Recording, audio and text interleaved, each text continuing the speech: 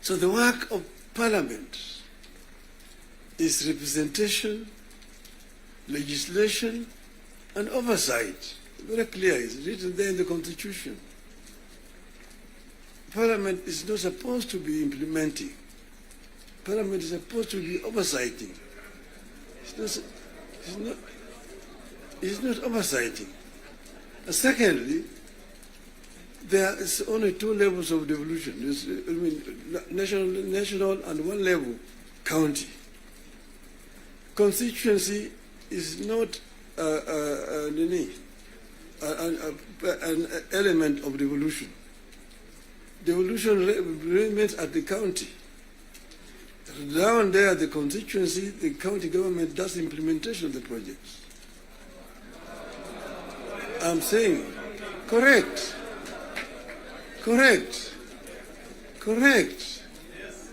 Down at the constituency, it's the county government.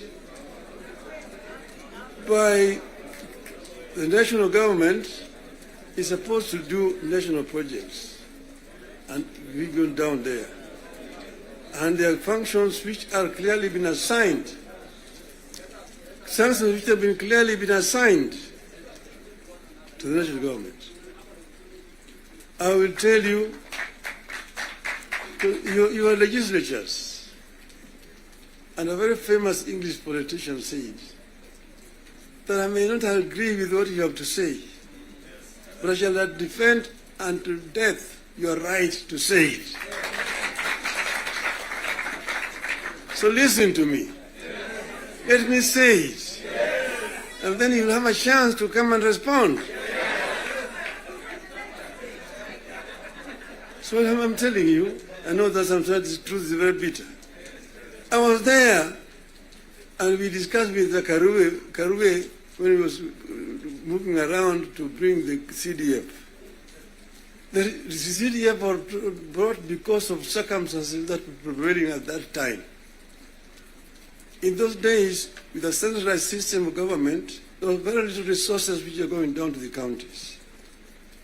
And that's the reason why the Harambee became the major ways of mobilizing resources.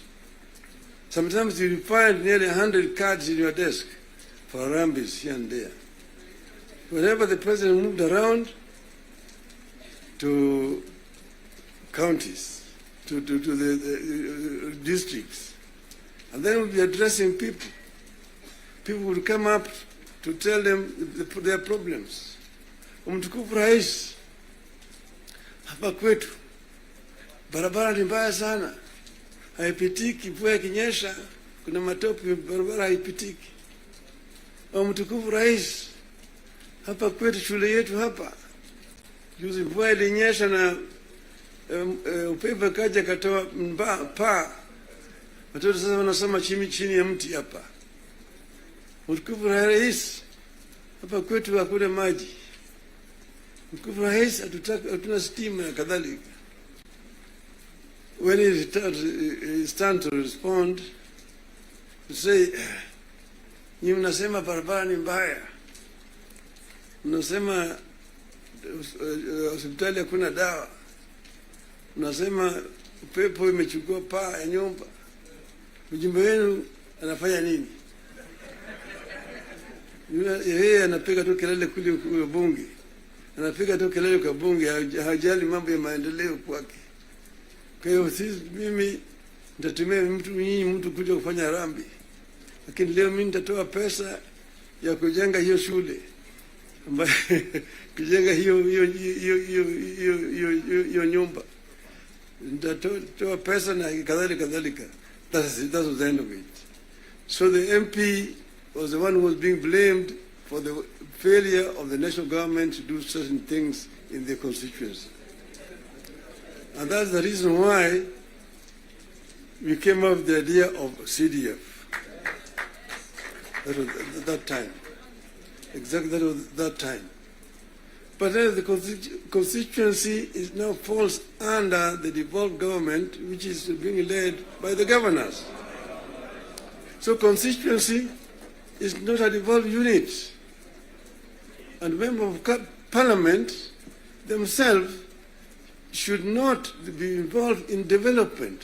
Because there's supposed to be oversighting. There's supposed to be oversighting. If you have yourself being involved in construction of roads, building of schools, hospitals, who is going to oversight you?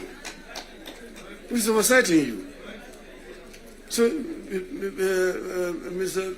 President, I hold very clearly that these MPs know that they should not have any business in trying to implement projects in their constituency. Implementation of projects should be left to the county government. Secondly, the oversight, the national parliament oversight the national government, whether it is the National Assembly or the Senate. Oversighting of governors, the responsibility of MCAs, members of the county assembly, not the senators. It's not the responsibility of the Senate to oversight. Senate wasting time of governors to come and answer questions about roads in the counties. And thirdly, the issue of extortion. The issues of extortion. Majority Leader, you talked of, you did not talk of extortion, you talked of lobbying. Lobbying is okay. In the US, you've got lobby firms which have formed to lobby the members of the Congress. They come to lobby, they're known, they're officially registered as lobbyists. They come to lobby the members of parliament. But lobbying is a different thing from extortion. From extortion. That you have a member, every committee has got a member who is how do you call him?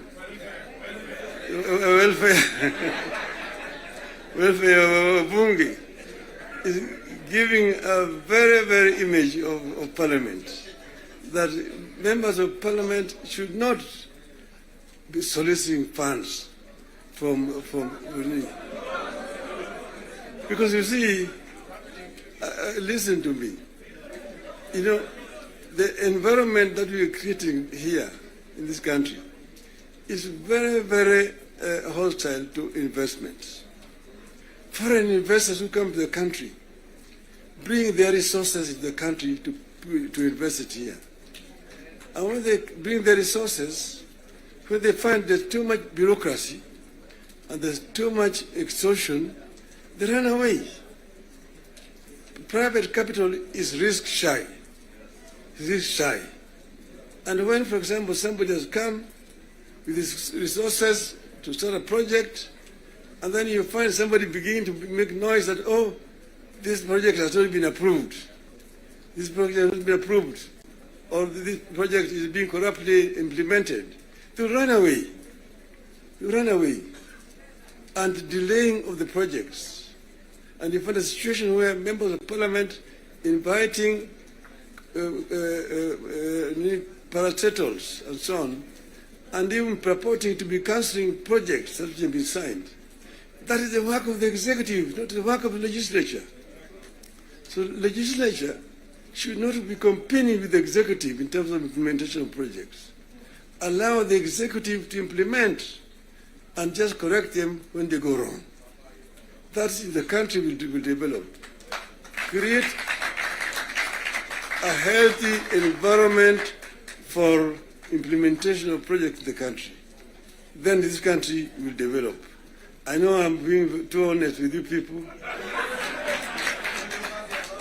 And I know that the facts, the truth sometimes is so painful, but I think it is important to say this to honorable members of parliament.